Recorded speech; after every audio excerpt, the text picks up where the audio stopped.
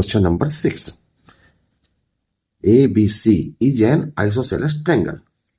ABC जो है ये आइसोसेलेस ट्रायंगल है, इसकी दो भुजाएं, ये दो साइड इक्वल है, तो आइसोसेलेस ट्रायंगल हो गया। तो AB और AC इक्वल है। अब साइड BA एक पॉइंट प्रोड्यूस करती है D। कैसे कि BA is equal to AD, ये दिया हुआ है such that AD is equal to AB। Okay, तो उसने पूछा है so that triangle BCD is a right angle. उसने ये एंगल पूछा है, ये वाला, कि ये राइट एंगल है। सॉल्व। सबसे देखते हैं इसमें दिया हुआ क्या है, गिवन क्या दिया है इसने। गिवन इसने दिया है AB इजकल टू AC, लिख लेते हैं इसको, AB इजकल टू AC। और पूछ क्या रहा है, ये angle BCD is a right angle, ये हमें प्रूव करना है। तो स्टेप बाय स्टेप चलेंगे इसमें। स्टेप 1, अब देखते हैं हम ट्रायंगल ABC में। In triangle ABC, in triangle ABC में, ABC में हमें क्या दिया हुआ है, AB is equal to AC।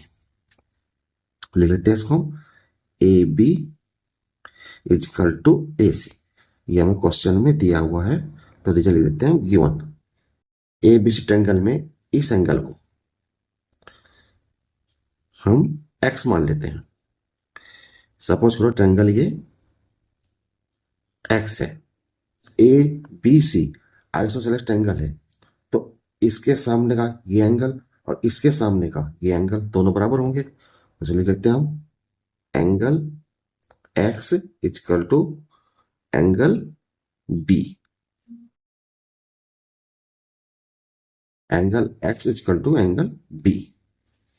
Reason क्या होगा इसका, एंगल अपोजिट टू इक्वल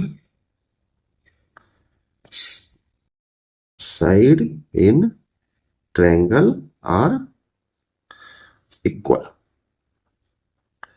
अब चलते हैं हम ट्रायंगल ACD में। स्टेप 2,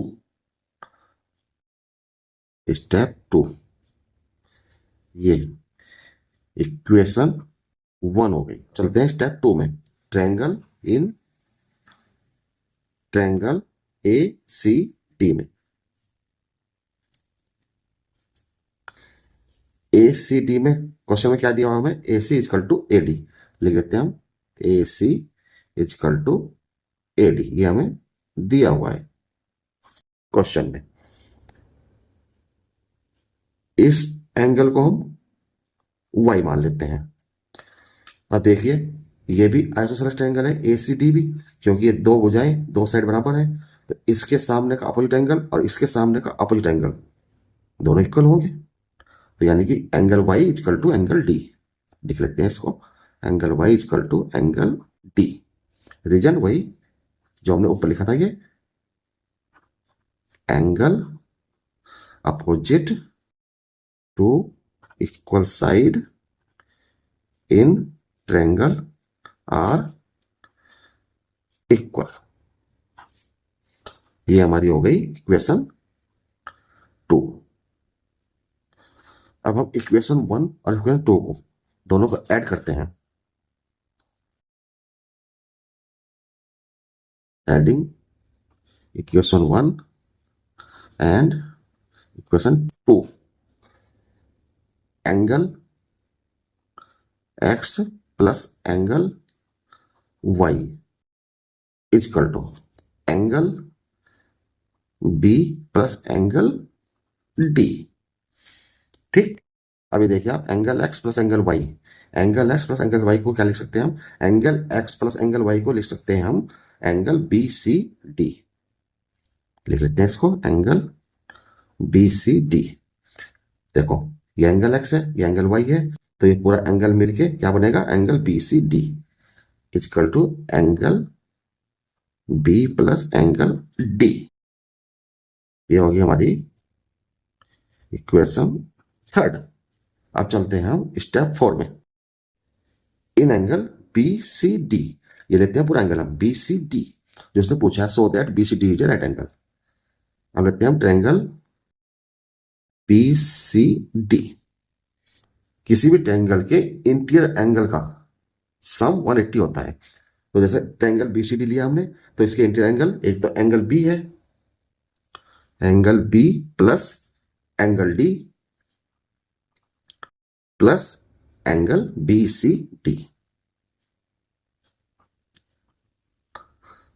का सम क्या होगा? 180 डिग्री।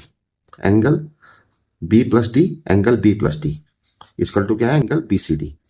तो यहां हम एंगल बी प्लस डी की जगह एंगल BCD लिख सकते हैं, equal to angle BCD plus angle BCD equal to 180 degree. दोनों को जोड़ेंगे तो ये होगा 2 bracket angle BCD equal to 180। तो angle BCD equal to 180 upon 2 equal to 90 degree. Answer क्या है? Angle BCD equal to 90 degree, यानी कि ये हमारा आंसर है। यही इसने क्वेश्चन में पूछा था, angle BCD is a right angle. Question number 6 पूरा हुआ। कैलकुलेशन समझ में आ गई है तो प्लीज चैनल को सब्सक्राइब कर दीजिए, लाइक कीजिए, ज्यादा से ज्यादा शेयर